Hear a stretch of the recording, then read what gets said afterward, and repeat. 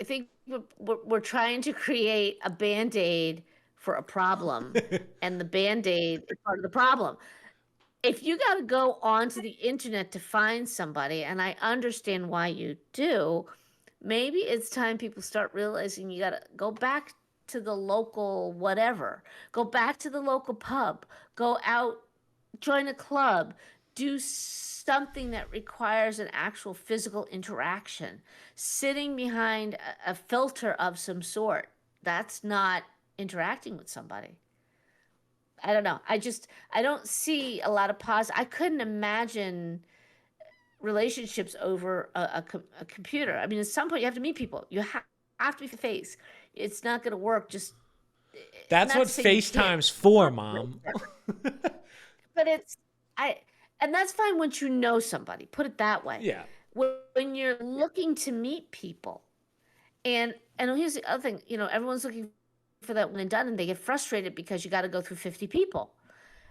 That's life, because even before the internet, very rarely was you one and done. Now, a lot of people used to meet people in school, right? And then afterwards, you socialize with married couples usually, or people with young children. And that's why this phenomena of older people divorced with kids and whatnot, if their kids are grown, you're not interacting with other people anymore because you're not in a school environment. You don't go to school functions, baseball, this, that, where you meet other adults anymore.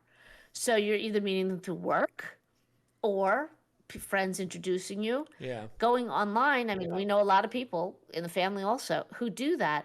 I just don't see the quality coming out of it. And it just seems like it takes so long.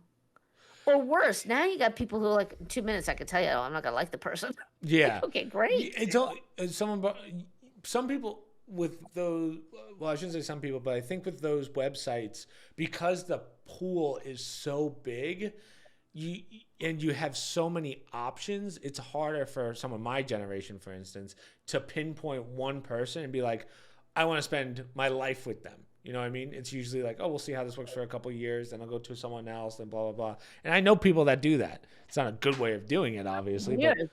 I know people who rule them out in the first 5 minutes at a lunch date. yeah, yeah. Most people won't even do the lunch date anymore. They'll just move on to the That's next what I'm one. saying. It's getting even worse. It used to be you'd meet for dinner. Well, that became a disaster.